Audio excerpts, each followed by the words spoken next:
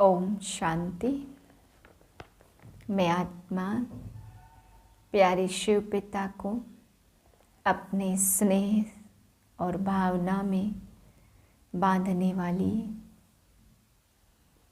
निर्बंधन को स्नेह के बंधन में बांधने वाली गायन योग्य आत्मा हूँ।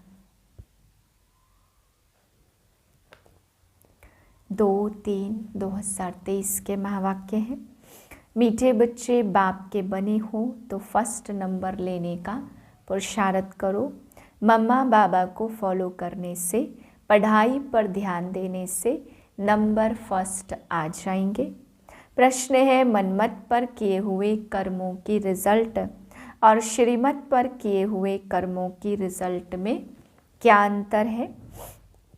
उत्तर है, जो अपनी मत पर कर्म करते हैं उन्हें आगे चलकर कर्म कूटने पड़ते, दुखी होते रहते।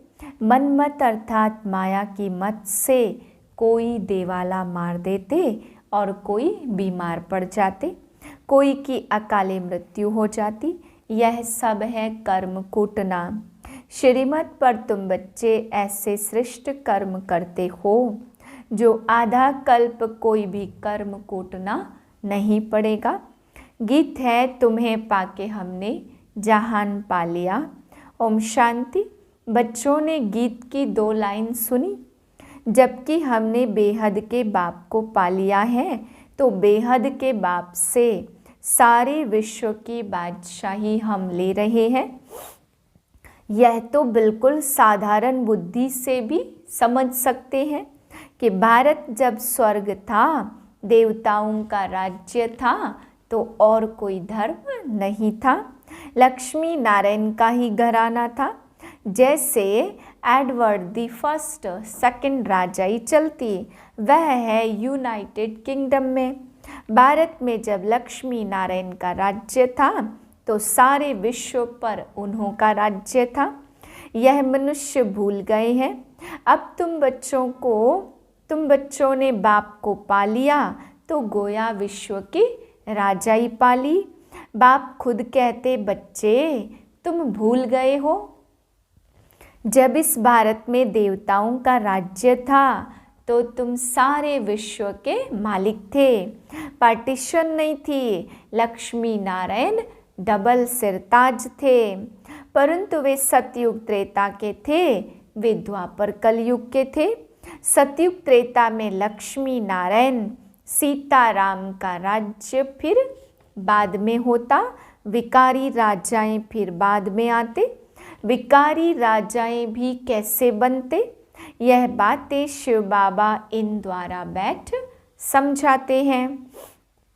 बाप समझाते, तुमको राजयोग सिखाया था और कहा था मैं तुमको राजाओं का राजा बनाऊंगा।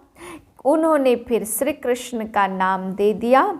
अब श्री कृष्ण तो है सतयुग का प्रिंस। श्री कृष्ण ने यह पद पाया अपने बाप से।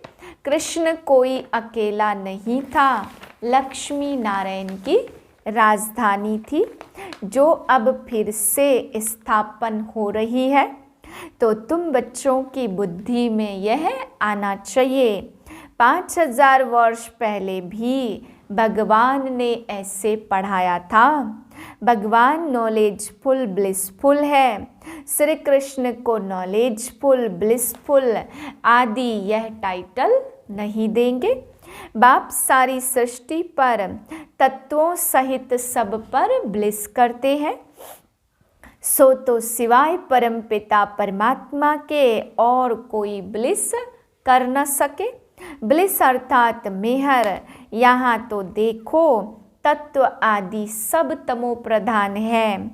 बरसात पड़ती तो नुकसान कर देती, तूफान लगते रहते, यह सब बेकायदे हुआ ना। टाइम पर पानी मिलेगा, वहाँ कोई उपद्रव होते नहीं है। बाप कहते हैं, मैं तुमको ऐसे कर्म सिखलाता जो तुमको कभी कर्म कूटने नहीं पड़ेंगे। मनमत पर चलने से हर एक मनुष्य कर्म कूटते हैं। बुखार खांसी हुई यह भी कर्म भोग है, देवाला मारा यह भी कर्मों को कूटना हुआ।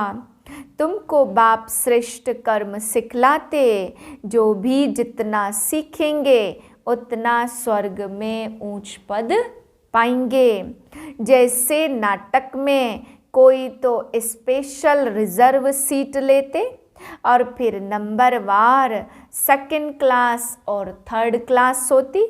अच्छे अच्छे आदमी नज़दीक में सीट लेते हैं तो पढ़ाई में भी नंबरवार होते। बाप कहते मैं तुमको मालिक बनाने आया हूँ। जितना जो पढ़ेगा, पढ़ाई बहुत सिंपल है। उनका नाम व्यास व श्री कृष्ण आदि नहीं है, वह तो है निराकार। भगवान एक ही है जिसको शिव कहते हैं। अब एक एक एक्टर की बायोग्राफी तो बाप बताएंगे नहीं, मुख्य की बताई जाती है। तुमको सिखलाते, डायरेक्शन देते, करन करावनहार है ना, खुद करते भी हैं, नॉलेज सुनाते हैं और तुमसे कराते भी हैं। श्रीमत मिलती यह करो, ब्राह्मण ब्राह्मणियाँ भी राज्य करेंगे। तो बाप समझाते मैं निराकार एक हूँ और सब हैं साकारी। अब वह निराकार परमपिता परमात्मा आत्माओं को मत देते हैं। आत्मा इन कानों से सुनती, मुख से बोलती, तो सबसे मुख्य हुआ परमपिता परमात्मा, और फिर ब्रह्मा विष्णु शंकर, और फिर सूक्ष्म वतनवासी, फिर संगम युग पर है जगदम्बा सरस्वती और जगत पिता ब्रह्मा। यह बड़े ते बड़े हुए ना, इन द्वारा रचना होती है। तुम सब मिलकर भारत को स्वर्ग बनाते, बाप की मदद से तुम मनुष्य को देवता बनाते। सतयुग में होते दैवी संप्रदाय। बाप कहते हम तुमको ऐसे कर्म सिखलाते जो कभी दुखी नहीं होंगे। अब सारा मदार है तुम्हारे पुरुषार्थ पर। चाहे बाप का बन फर्स्ट क्लास टिकट लो, सूर्यवंशी बनो चाहे चंद्रवंशी बनो। यह तो जानते हो ना, तुम्हारे मम्मा बाबा सबसे जास्ती पुरुषार्थ करते, सर्विस करते, वह तो महाराजा महारानी बनेंगे। तुम उन्हों की गद्दी पकड़ेंगे ना, या ना पास हो जाएंगे। जगत अम्बा का कितना नाम है, मुख्य धर्म है 4, फिर तो बहुत छोटे छोटे मठ आदि निकलते रहते, आपस में लड़ते झगड़ते, क्योंकि पार्टीशन है बहुत, जहाँ तहाँ झगड़ा लगा पड़ा है। सतयुग में तो ऐसे होता नहीं है। गर्भ में चोला धारण कर हम आत्मा पार्ट बजाने आते। अभी पार्ट पूरा हुआ, फिर यह शरीर छोड़ अशरीरी होकर जाना है। बाप आया हुआ है, शिव जयंती भी है, जरूर शिव बाबा ने आकर अवतार लिया है। उनकी जयंती कब और कैसे हुई, शिव बाबा कैसे किस में आए, क्या आकर के किया, यह कोई भी नहीं जानते। जरूर भारत को स्वर्ग बनाया होगा। बाप न आए तो औरों को कौन सिखलाए। और सबकी मत है कलयुगी आसुरी मत, उनसे श्रेष्ठ बन नहीं सकते। अब मैं तुमको सुमत देता हूँ और कोई की मत पर नहीं चलो। मैं श्रेष्ठ ते श्रेष्ठ हूँ तो जरूर ऊंचा बनाऊंगा ना, तो वह श्रीमत पकड़नी चाहिए। और कोई की मत ली तो फिर धोखा खाएंगे। कदम कदम श्रीमत पर चले तो लक्ष्मी नारायण जैसा बनेंगे। उनकी महिमा है ही त्वमेव माताश्च पिता त्वमेव। मैं बाप टीचर सतगुरु के रूप में तुमको मत देता हूँ जिससे तुम ऐसे लक्ष्मी नारायण समान बनते हो। यह ज्ञान तुमको है तब समझा सकते हो, नंबरवार तो होते ही हैं। तुम जानते हो मम्मा बड़ा रिफ्रेश करती थी, बाबा भी रिफ्रेश करते, तो तुम बच्चों को भी फॉलो करना है। बाबा हम आपसे सुनकर औरों को सुनाएंगे। है बहुत सहज, बोलो भगवानोवाच लिखा हुआ है।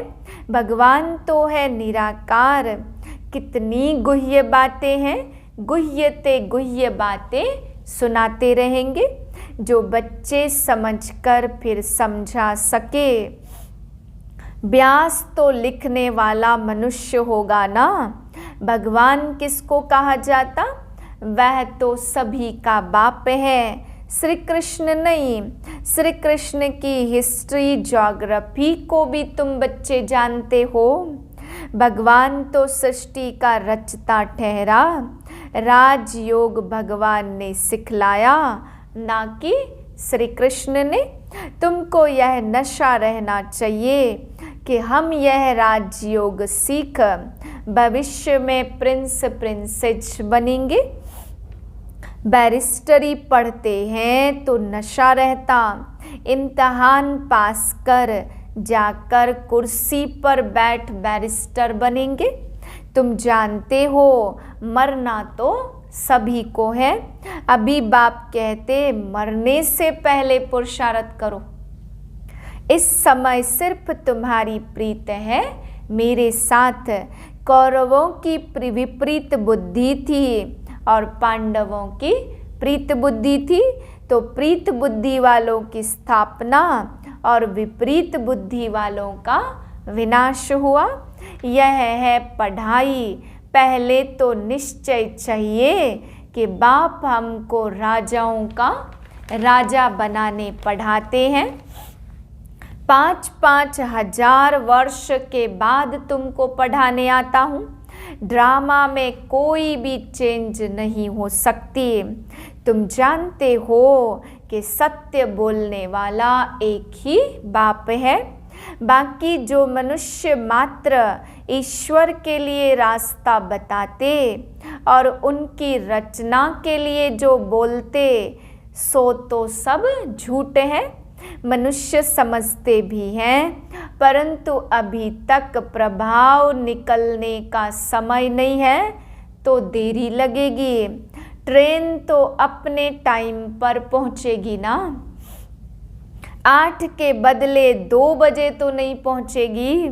हम यह पुरुषार्थ करते करते समझते हैं अभी जल्दी स्वर्ग में चले जाएं, परंतु बाबा स्टेशन मास्टर कहते कि फ्लैग डाउन व सिग्नल नहीं है, अजुन देरी है, राजधानी स्थापन हो जाए तब तो चलेंगे ना। बहुत बच्चे कहते बाबा यहाँ रहकर हम तो तंग हो गए हैं। बाबा कहते यह तो तुम्हारा नंबर 1 जन्म है, इसमें तुम्हें कभी तंग नहीं होना। वंदे मातरम गाया हुआ है।